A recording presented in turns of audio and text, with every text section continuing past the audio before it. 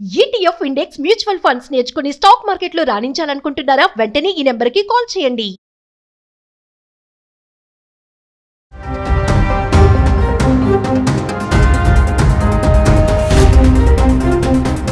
నమస్తే, welcome back to Suman TV. Present మనతో పాటు ఉన్నారు అనలిస్ట్ మందర్ కృష్ణారెడ్డి గారు.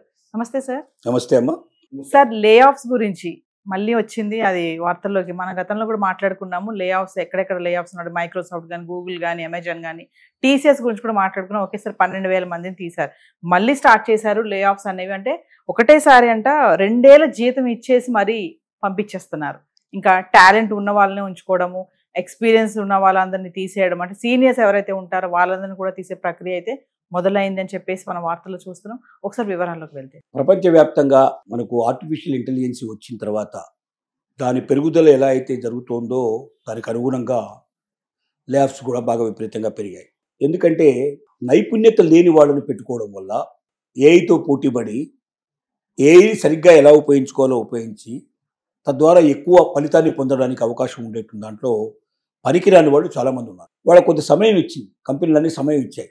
అంటే మీరు ఎక్స్ట్రా డిగ్రీ తీసుకోండి, ఎక్స్ట్రా దాని మీద ట్రైనింగ్ తీసుకోండి, మీరు బాగా దాని మీద నైపుణ్యత సంపాదిస్తే ఏఐ బాగా పెరిగినప్పుడు మీ ఉద్యోగాలు ఉండటమే కాకుండా మీకు ప్రమోషన్స్ కూడా వస్తాయి, మీరు ఇంకా ఎక్కువగా స్థిరపడే అవకాశాలు కూడా ఉన్నాయి, ఎక్కువ సంపాదించుకునే అవకాశాలు ఉన్నాయని దీన్ని ఎప్పుడో 1 సంవత్సరం కిందనే అన్ని కంపెనీలు తమ ఉద్యోగస్తులందరికీ చెప్పాయి.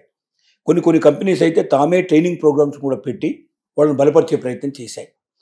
ఎందుకంటే కొత్తగా ఎవరినో తీసుకునే దానికన్నా పాత ఉద్యోగస్తులు అయితే అలవాటు పడి ఉంటారు, వాళ్ళకి కంపెనీ గురించి, కంపెనీకి వాళ్ళ గురించి పూర్తిగా తెలిసి ఉంటుంది. కాబట్టి వాళ్ళతో పోవడంతో ఇంకా ఎక్కువ రిజల్ట్ సాధించే అవకాశాలు ఉంటాయని ప్రతి కంపెనీ ఆశపడి, కానీ కొంతమంది ఉద్యోగస్తులు ఎన్ని ప్రయత్నాలు చేసినా వాళ్ళలో మార్పు రాలేదు, వాళ్ళు పెద్దగా ఆసక్తి చూపించలేదు, వాళ్ళకు ఉన్నటువంటి నాలెడ్జీ సరిపోతుంది అనుకున్నారు, లేదా వాళ్ళకి ఏదో రకమైన ఇంకా వేరే యావిగేషన్స్లో ఉండటం వల్ల పెద్దగా దృష్టి పెట్టదు. ఏ ఇలాంటివి వచ్చినా, ఎన్నో వచ్చినా ఇంతకుముందు భౌతంలో మా ఉద్యోగాలు ఎందుకు పోతాయి అనేటువంటి ఒక నిశ్చింతగా. ఎందుకంటే 10 ఏళ్ళ నుంచి 15 ఏళ్ళ నుంచి మనం పనిచేస్తున్నాం, 20 ఏళ్ళ నుంచి మనం పనిచేస్తున్నాం, మనం ఎందుకు భయపడాలి మనం అనేటువంటి ధైర్యంతో ఉన్నారు వాళ్ళు. టీసీఎస్ లాంటి కంపెనీలో అసలు తీసేయడం అనేది చాలా తక్కువగా జరిగేటువంటి విషయం. ఎందుకంటే టాటా కన్సల్టెన్సీ సర్వీస్ కాబట్టి, రతన్ టాటా లాంటి గొప్ప మహానుభావులు ఏర్పరిచినటువంటి సంస్థలు కాబట్టి, ఇవన్నీ వాళ్ళకన్నా ముందే వాళ్ళ ఫాదరు, వాళ్ళ తాతగారి నుంచి వచ్చినటువంటి సంస్థలు కాబట్టి ఈ సంస్థల లోపల మార్పు అంత సులభంగా జరగదు. మిగతా కంపెనీలు తొందరపడ్డా టీసీఎస్ తొందరపడదనేటువంటి ఒక నిశ్చింతలో వాళ్ళు ఉన్నారు. కానీ ఏ కంపెనీ అయినా కూడా మరి మారుతున్నటువంటి టెక్నాలజీకి అనుగుణంగా ముందుకు వెళ్ళకపోతే ఆ కంపెనీ నష్టాల పాలవుతుంది. ఎంతకాలం నష్టాలు తట్టుకోగలరు? ఒక వ్యక్తికి సంబంధించిన, 2 వ్యక్తులకు సంబంధించిన విషయం కాదు. లక్షల మంది కస్టమర్సు, వేల మంది ఎంప్లాయీస్ దీని మీద ఆధారపడి ఉన్నారు. టీసీఎస్లో మొత్తం ప్రపంచవ్యాప్తంగా చూస్తే 1,00,000కు పైగా ఎంప్లాయీస్ ఉండే అవకాశాలు ఉన్నాయి. ఇంత పెద్ద ఎంప్లాయీస్ ఉండేటువంటి సంస్థ నష్టాల పాలైనట్టయితే టోటల్గా ఇంతమంది ఉద్యోగులకి నష్టం వచ్చే అవకాశం ఉంది. మొత్తం టోటల్ కంపెనీయే మూసేయాల్సిన పరిస్థితులు ఏర్పడతాయి. దానికన్నా పనికిరాని వాళ్ళు ఎవరైతే వాళ్ళ ప్రయత్నంలో విఫలమైనారో, ఇన్ని అవకాశాలు కల్పించిన వాటిని ఉపయోగించుకోలేకపోయినారు, అలాంటి వాళ్ళని దీంట్లో తొలగించడం చాలా మంచి నిర్ణయానికి వాళ్ళు వచ్చారు. అయితే మిగతా కంపెనీలు ఏం చేశాయంటే, ఎవరు కూడా మీకు ఇంత ఎక్కువ కాలం జీతం ఇస్తాం, మీకు ఇంత ఇలాంటివన్నీ ఇస్తాం అని ఇట్లాంటివి ఏమీ చెప్పలేదు. మిగతా కంపెనీల కల్లా టీసీఎస్ ఎంత గొప్పదో చెప్పడానికి ఈ ఉదాహరణ మనకు ఉపయోగపడుతుంది. మిగతా కంపెనీలో 2 నెలలు టైం ఇచ్చారు, ఈ 2 మంత్స్ లోపల మీరు ఇంకేదైనా ఉద్యోగం చూసుకోండి, ఏదైనా చేసుకోండి, 2 మంత్స్ తర్వాత మిమ్మల్ని తొలగిస్తాం, 2 మంత్స్ మీకు సాలరీ ఇస్తామని చెప్పినట్టు కంపెనీలు కోకొల్లుగా ఉన్నాయి. టీసీఎస్ దానికి భిన్నంగా ఏం చేసిందంటే 3-4 రకాల అవకాశాలు కల్పించింది.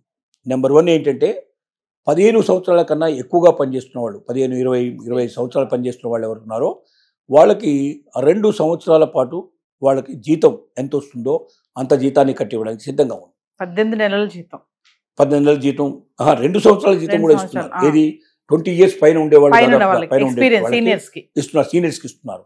ఇంకోటి ఏం చెప్తున్నారు, ఎవరైతే రిటైర్మెంట్కు దగ్గరగా ఉన్నారో, అంటే వాలంటరీ రిటైర్మెంట్కి ఒక ఏజ్ ఫిక్స్ చేస్తున్నారు ప్రతి దాంట్లో సంస్థలో కూడా.